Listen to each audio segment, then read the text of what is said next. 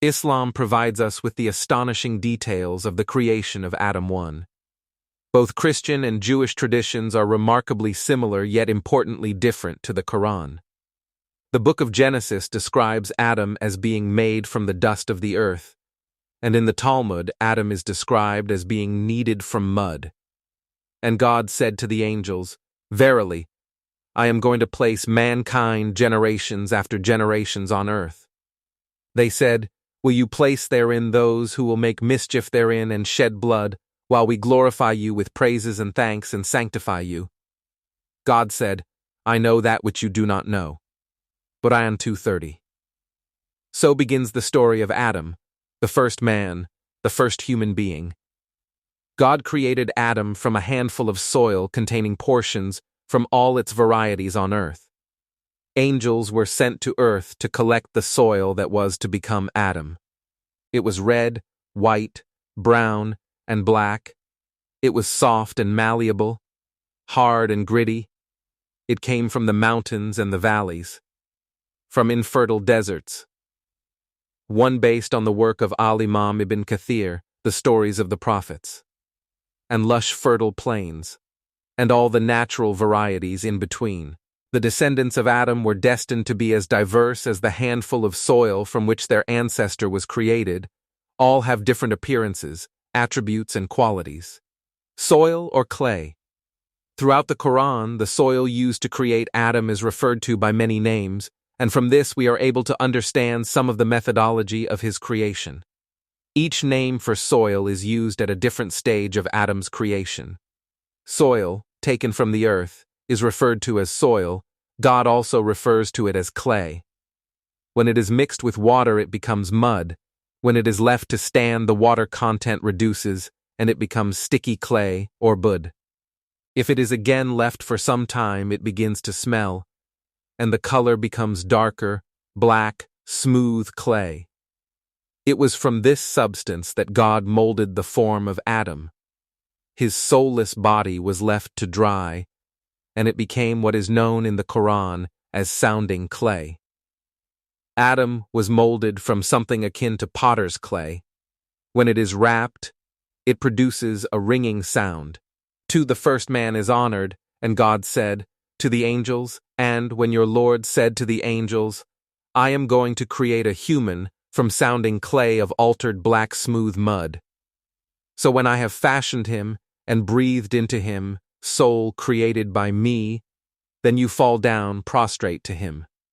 Quran 38:71-72. God honored the first human, Adam, in countless ways. Allah blew his soul into him, he fashioned him with his own hands, and he ordered the angels to bow down before him. And God said to the angels, 2nd Sahih al-Bukhari, "Prostrate to Adam, and they prostrated except Iblis." Quran 7:11. While worship is reserved for God alone, this prostration by the angels to Adam was a sign of respect and honor. It is said that, as Adam's body trembled into life, he sneezed and immediately said, "All praise and thanks is due to God." So God responded by bestowing his mercy upon Adam. Although this account is not mentioned in either the Quran or the authentic narrations of the Prophet Muhammad, may the mercy and blessings of God be upon him, it is mentioned in some commentaries of the Quran. Thus, in his first seconds of life, the first man is recognized as an honored creature, covered with the infinite mercy of God. 3. It was also said by the Prophet Muhammad that God created Adam in his image. 4. This does not mean that Adam was created to look similar to God. As God is unique in all his aspects, we are unable to comprehend or form an image of him.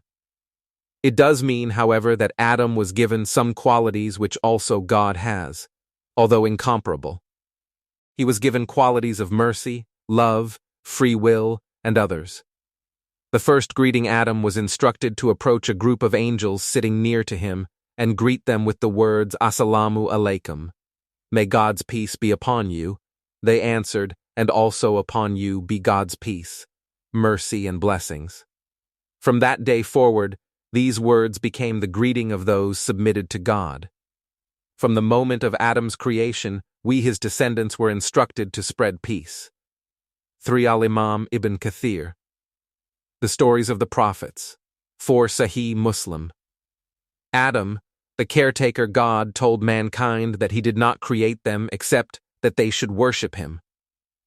Everything in this world was created for Adam and his descendants, in order to aid us in our ability to worship and know God. Due to God's infinite wisdom, Adam and his descendants were to be the caretakers on earth. So God taught Adam what he needed to know to perform this duty.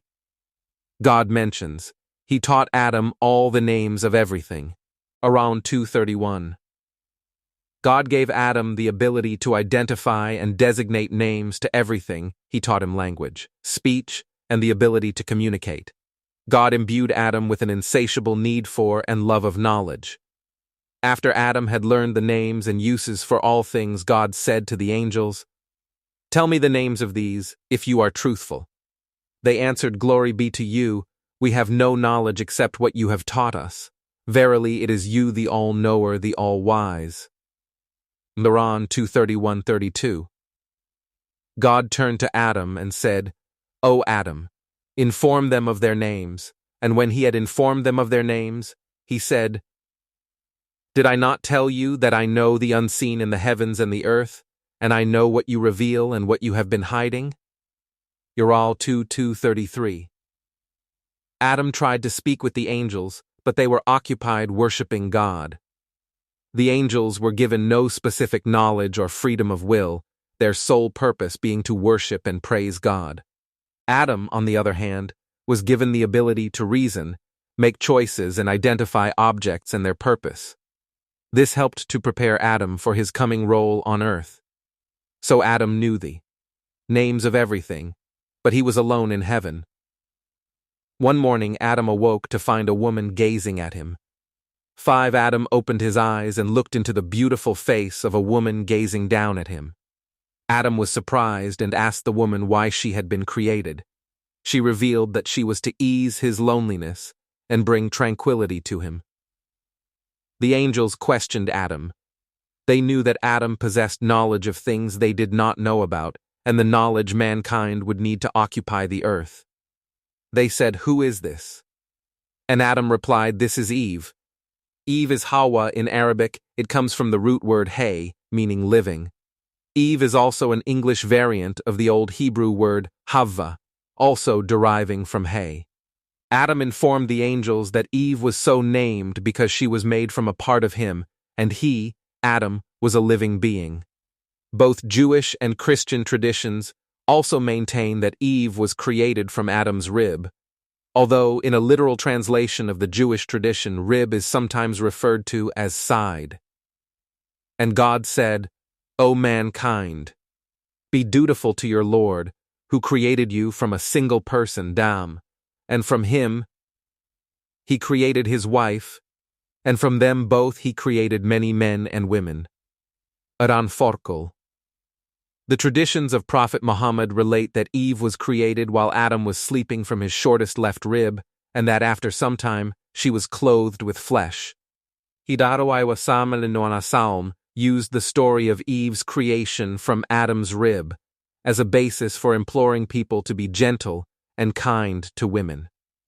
O Muslims, I advise you to be gentle with women, for they are created from a rib, and the most crooked portion of the rib is its upper part.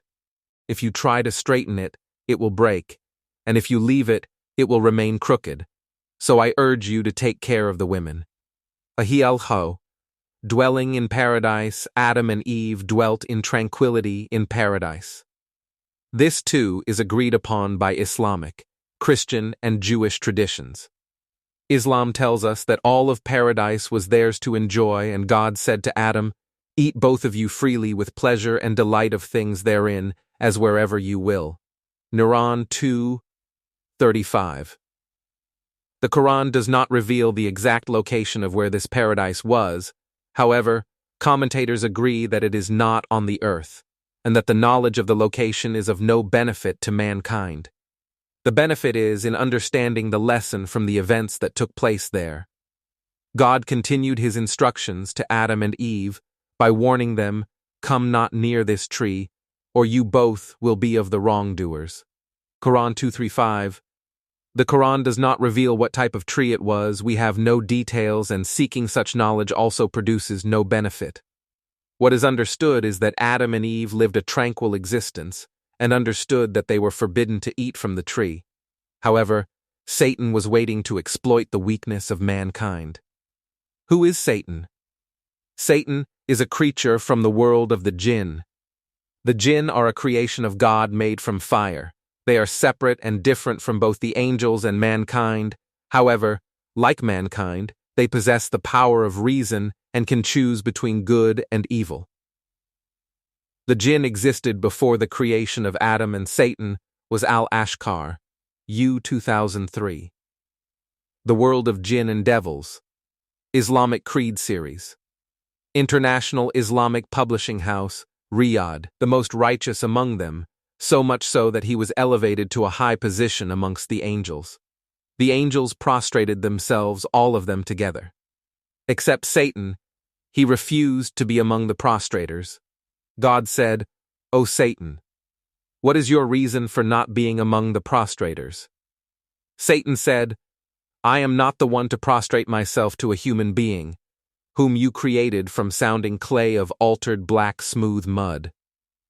God said, "Then get out from here, for verily you are an outcast or cursed one. Verily the curse shall be upon you till the day of resurrection." The Ron 15:30-35. The role of Satan was there in the paradise of Adam and Eve, and his vow was to misguide and deceive them and their descendants.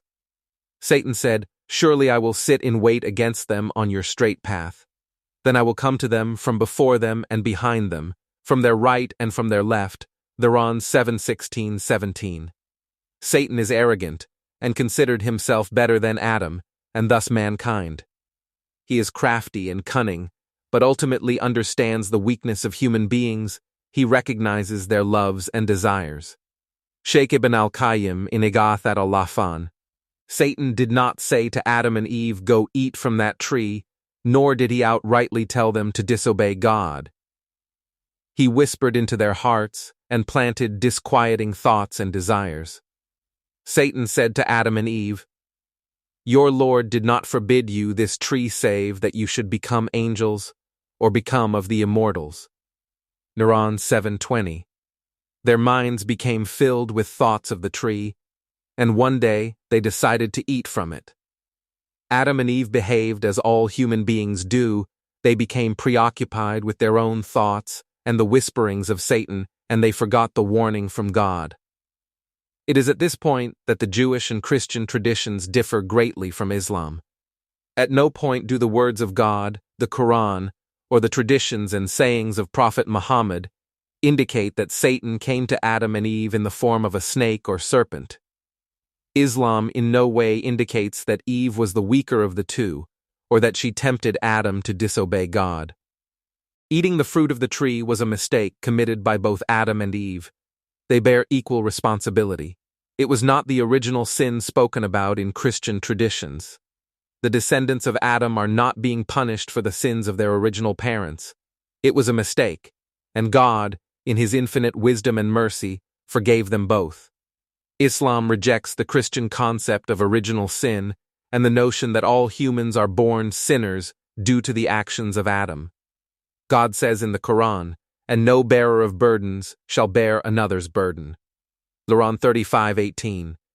Every human being is responsible for his or her actions and is born pure and free from sin. Adam and Eve committed a mistake. They repented sincerely, and God in His infinite wisdom forgave them. Then they both ate of that tree, and so their private parts appeared to them, and they began to stick on themselves the leaves from paradise for their covering.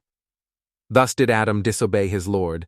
So he went astray. Then his Lord chose him, and turned to him with forgiveness and gave him guidance. Quran 20:121-122. Mankind has a long history of committing mistakes and forgetting. Even so, how was it possible for Adam to have committed such a mistake? The reality was that Adam did not have any experience with the whisperings and ploys of Satan. Adam had seen the arrogance of Satan when he refused to follow the commands of God. He knew that Satan was his enemy, but had no familiarity with how to resist Satan's tricks and schemes. The Prophet Muhammad told us, knowing something is not the same as seeing it. Salahi wal-alham. God said, so he misled them with deception. Quran 7:22. God tested Adam so that he could learn and gain experience. In this way, God prepared Adam for his role on earth as a caretaker and a prophet of God. From this experience, Adam learned the great lesson that Satan is cunning, ungrateful, and the avowed enemy of mankind. Adam, Eve, and their descendants learned that Satan caused their expulsion from heaven. Obedience to God and enmity towards Satan is the only path back to heaven. God said to Adam, "Get you down upon the earth, all of you together. From paradise, some of you are an enemy to some others. Then, if there comes to you guidance from me, whoever follows my guidance shall neither go astray nor fall into distress and misery." The Quran 21:23. The Quran tells us that Adam subsequently received from his Lord some words, a supplication to pray, which invoked God's forgiveness. This supplication is very beautiful and can be used when asking for God's pardon of your sins. Our Lord, we have wronged ourselves. If you forgive us not and bestow not upon us your mercy, we shall certainly be of the losers. Quran 7:23. Mankind continues to commit mistakes and wrongdoing, and through them we only harm ourselves. Our sins and mistakes have not harmed, nor will it harm God. If God does not forgive us and have mercy on us, it is we who will surely be among the losers. We need God. On earth will be a dwelling place for you and an enjoyment, for a time. He said, "Therein you shall live, and therein you shall die, and from it you shall be brought out." Quran 7:24-25. Adam and Eve left heaven and descended upon earth. Their descent was not one of degradation, rather it was dignified. In the English language, we are familiar with things being either singular or plural. This is not the case for Arabic. In the Arabic language there is singular, then an extra grammatical number category denoting two. Plural is used for three and more. When God said, "Get you down, all of you," he used the word for plural, indicating that he was not speaking to Adam and Eve alone, but that he was referring to Adam, his wife, and his descendants, mankind. We, the descendants of Adam, do not belong to this earth. We are here for a temporary time, as is indicated by the words, "for a time." We belong to the hereafter, and are destined to take our place in either heaven or hell. The freedom to choose this experience was an essential lesson and demonstrated free will. If Adam and Eve were to live on earth, they needed to be aware of the tricks and schemes of Satan. They also needed to understand the dire consequences of sin and the infinite mercy and forgiveness of God. God knew that Adam and Eve would eat from the tree. He knew that Satan would strip away their innocence. It is important to understand that although God knows the outcome of events before they happen and allows them, he does not force things to happen. Adam had free will and bore the consequences of his deeds. Mankind has free will and thus is free to disobey God. But there are consequences. God praises those who obey his commands and promises them great reward, and he condemns those who disobey him and warns them against doing so.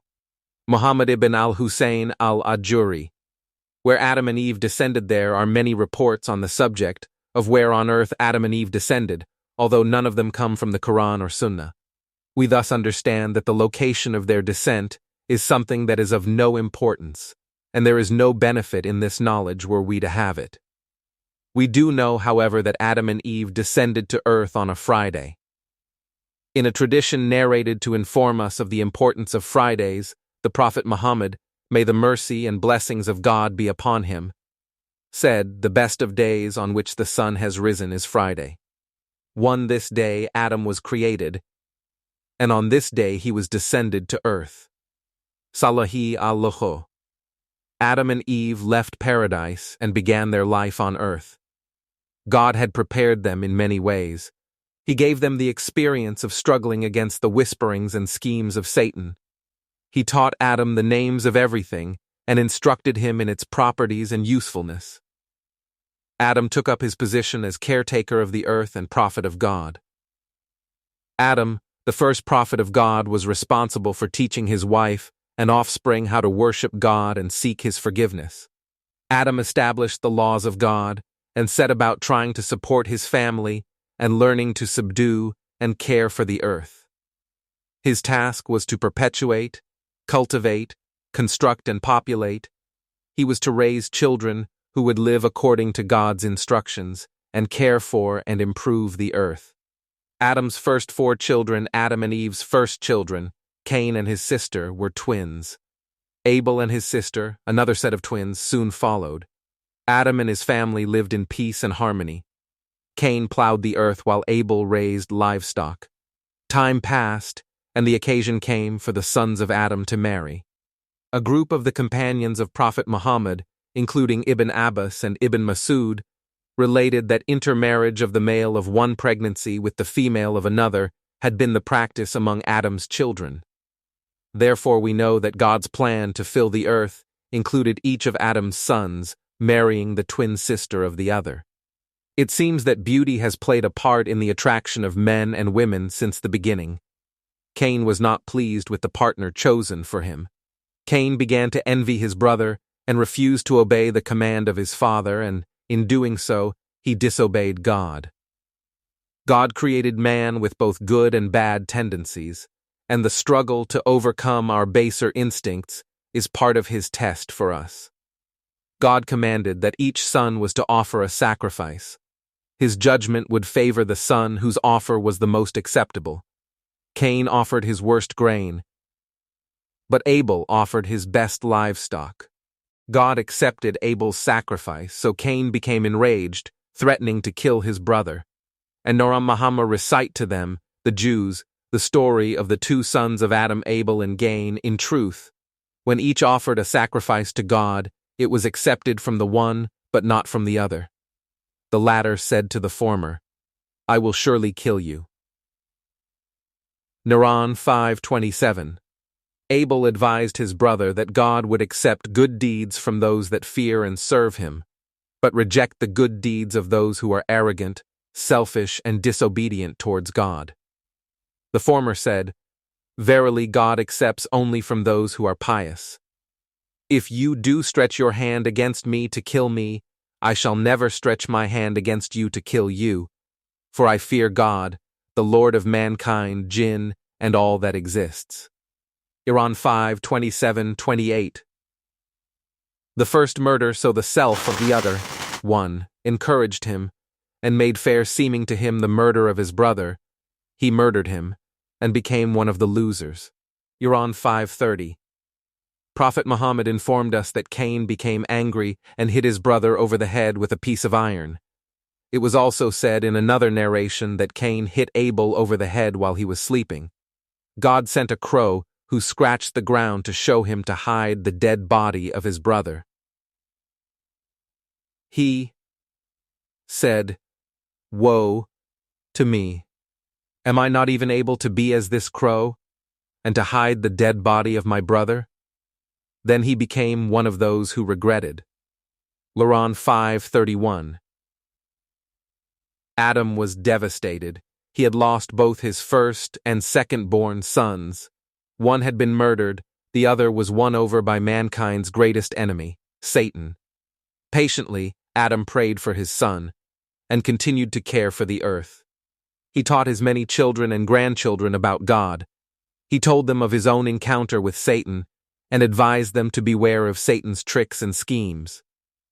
Years and years passed, and Adam grew old, and his children spread out across the earth. Adam's death, all of mankind are the children of Adam. In one narration, the Prophet Muhammad informed us that God showed Adam his descendants. Adam saw a beautiful light in Prophet David's eyes and loved him, so he turned to God and said, "O God, give him 40 years from my life." God granted Adam his request, and it was written down and sealed. Adam's lifespan was supposed to be 1,000 years, but after 960 years the angel of death came to Adam. Adam was surprised and said, "But I still have 40 years to live."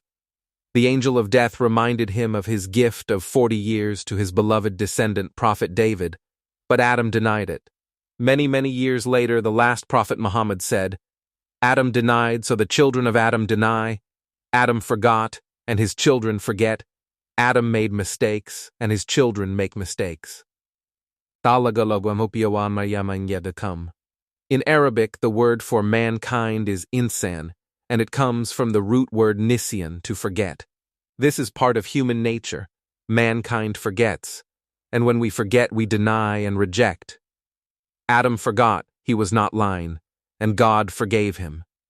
Adam then submitted to the will of God and died. The angels descended and washed the body of Prophet Adam an odd number of times. They dug the grave and buried the body of the father of mankind, Adam. Adam's successor before his death, Adam reminded his children that God would never leave them alone or without guidance. He told them God would send other prophets with unique names, traits, and miracles, but they would all call to the same thing, the worship of the one true God. Adam appointed as his successor his son Seth. In Islam, there is no conflict between faith in God and modern scientific knowledge. Indeed, for many centuries during the Middle Ages, Muslims led the world in scientific inquiry and exploration. The Quran itself, revealed around 14 centuries ago, is filled with facts and imagery that are supported by modern scientific findings. 3 of those will be mentioned here. Of them, the development of language and mitochondrial Eve are relatively new areas of scientific research. The Quran instructs Muslims to contemplate the wonders of creation, Quran 391. One of the items for contemplation is the statement, "Truly, I am going to create man from clay," Quran 38:71. Indeed, many elements present in the earth are also contained in the human body. The most critical component to land-based life is the topsoil, that thin layer of dark, organically rich soil in which plants spread out their roots. It is in this thin, vital layer of soil that microorganisms convert raw resources, the minerals that constitute the basic clay of this topsoil, and make them available to the myriad forms of life around and above them. Minerals are inorganic elements that originate in the earth which the body cannot make. They play important roles in various bodily functions and are necessary to sustain life and maintain optimal health, and thus are essential nutrients. These minerals cannot be man-made, they cannot be produced in a laboratory, nor can they be manufactured in a factory with cells consisting of 65–90% water by weight. Water, or H2O, makes up most of the human body. Therefore, most of a human body's mass is oxygen. Carbon, the basic unit for organic molecules, comes in second. 99% of the mass of the human body is made up of just 6 elements: oxygen, carbon, hydrogen, nitrogen, calcium, and phosphorus. Anne-Marie Helmenstein, Ph.D., Your Guide to Chemistry. The human body contains trace amounts of almost every mineral on Earth, including sulfur, potassium, zinc, copper, iron, aluminium, molybdenum, chromium, platinum, boron, silicon, selenium, molybdenum, fluorine, chlorine, iodine, manganese, cobalt, lithium, strontium, aluminium, lead, vanadium, arsenic, bromine, and more. Minerals and Human Health: The Rationale for Optimal and Balanced Trace Element Levels by Alexander G. Schaus, Ph.D. Without these minerals, vitamins may have little or no effect. Minerals are catalysts, triggers for thousands of essential enzyme reactions in the body. Trace elements play a key role in the functioning of a healthy human being. It is known that insufficient iodine will induce a disease of the thyroid gland, and a deficiency of cobalt will leave us without vitamin B12 and thus unable to manufacture red blood cells.